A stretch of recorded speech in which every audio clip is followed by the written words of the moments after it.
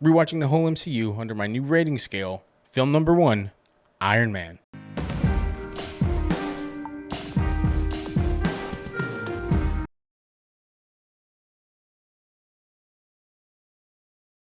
So first off, let's talk about category number 1, acting. Now, when it comes to the acting within this film, you're not going to, of course, get any Oscar-worthy performances, but you do get a lot of interesting performances from a lot of great actors, especially with the back in the fold Robert Downey Jr. at the time, who had just come off of a lot of personal issues, having a stellar performance as Tony Stark for his first entry to the MCU. Then you have Gwyneth Paltrow playing Pepper Potts, who's undeniably underrated within the MCU, probably because she is pretty much the heart and the soul of what Tony Stark cares about for the most part. And she puts on an undeniable great performance in this film that screams that you kind of want more, but you're happy that you didn't get too much of her to where she could potentially be annoying. And then you had Jeff Bridges as Obadiah Stane, who was just menacing and incredible, and overall a really good antagonist to be the first antagonist within the MCU and a good foe for Tony Stark in his first outing. Jeff Bridges plays him masterfully. He's incredibly terrifying and incredibly intelligent throughout most of the movie. So you have to give Jeff Bridges a lot of credit there. And then you have Terrence Howard in his one and only appearance within the MCU playing James Rhodes. Of course, he doesn't play James Rhodes after this. He gets recast to John Cheadle. But Terrence Howard puts on a really great performance, I think, in my opinion. It's kind of a perfect kind of comparison with Tony Stark. He's similar. He's not, completely the same because he has a more militarized mind. But, he puts on a very, very interesting performance, and I really enjoyed it. And there is some alternative universe out there where he doesn't get recast because he doesn't ask for more money and complains about the whole money situation. But that's just a whole nother conversation. But for this category, I give it a full star. Now, when it comes to the visuals, it is kind of hard to gauge this film because it is, in like 4 years, it's going to be 20 years old, which is actually just insane of how old it is. But when it comes to its age with the CGI elements of everything, it's absolutely gorgeous, especially one sequence in particular where Iron Man does the too cool to look at explosions, thing. That shot just is absolutely stunning of how beautiful it looks. Considering, like I said, almost 20 years old, a lot of MCU projects don't look that good, and this was from 2008. So, yeah, really great when it comes to CGI at times. Now, of course, the CGI can have some hiccups here and there throughout the film, but again, it's 2008. It's not, now where it shouldn't have that, but now has a lot more of that for some reason. But I digress with that conversation entirely right now. But a lot of my biggest complaints when it comes to this film visually is the camera work when it comes to the whole look of the film. Now, I'm not talking about the color grading or the lighting or anything of that nature because it generally looks really nice. What I'm talking about is the framing and camera movement for the most part.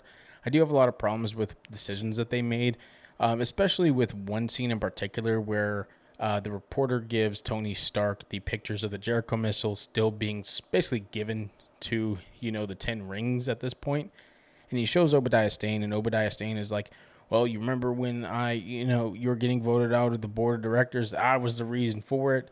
They had this whipping shot where it was circling around them, but they kept cutting it. And I wish they would have just stuck with a full-on one take with that because it would have absolutely been beautiful and also showed a lot of the great performances that Jeff Bridges and Robert Downey Jr. were kind of giving at that time. So with that being said, I'm only going to give it a half a star when it comes to the visual aspects of this film. Audio-wise, my biggest thing with this film is there's a lot of nostalgia when it comes to not only the sounds this film emits, but also the songs that are being used as well. Back in Black to open up the whole entire film is such a standout moment, especially with it being Iron Man and it kind of representing Iron Man, during this time period. It is just incredibly impressive that that's how they started out with the MCU. But of course, like the sound design, like I've said, it is nostalgic because a lot of the sounds are super iconic. The Iron, Man suit being built, the clanging of the hammer hitting the iron is so, iconic now. It's, wrapped around the MCU entirely. I mean, they used it in a lot of marketing towards the end, game movies and stuff like that. So I do appreciate what they went with there. But that's not just that part. I mean, the Iron Man suit, how Jarvis sounds. He sounds actually incredible, of course, played by Paul Bettany. But overall, it's really incredible. It's the sound design's absolutely gorgeous. There are some times where I couldn't hear certain characters, but that's probably just because I didn't have my volume up all the way, to be honest, because it was late at night. But overall, I still want to give it a full star out of 1 because it surely deserves that. Now, when it comes to the story itself, I really enjoyed the simplicity of this story. You know, a guy who is a weapons dealer finds out that his weapons are being sold to kill the very people and harm the people he's trying to save, essentially, is a very interesting story to tell. Unfortunately, the film does give a lot of stuff away at the third act, and it kind of falls apart. It dumbs down, especially Obadiah Stane towards the end, and that gets quite frustrating just for the sake of trying to rush in the movie and not give Obadiah Stane kind of this long-term, maybe 3-movie arc kind of villain, storyline. And that's where it kind of lost me, especially at the end fight. It's not that good, especially with hindsight, but also just in general when it comes to ending fight scenes. It's not that entertaining. It's not that cool. The acting is kind of wonky and stuff like that. And it just dumbs down Obadiah Stane, like I said, as a character as a whole. So overall, I'll give the story a half a star out of 1. Still a really good story, not a great one. And then when it comes to the enjoyment, I mean, it's the first MCU movie. I still remember the first day I saw this film. I remember almost every time I've seen this film because it's just so enjoyable to watch. I don't pick up anything new with rewatches at this point. I've seen it so many times, so it's not like I'm going to catch anything that's super small and minute that I'll go, oh yeah, that's really cool. I won't do that because, I mean, I've seen it too many times. On my however many watches I've done so far in my entire lifetime of this film, I can truly say that this film, especially after potentially 10 plus viewings of it, I'm still very entertained by it. So with that, I mean, I have to give it a full star considering I've seen it so many times and I can still sit down and watch the entire movie without any issues, stopping it, pausing it consistently, or stopping it, going back to it next day.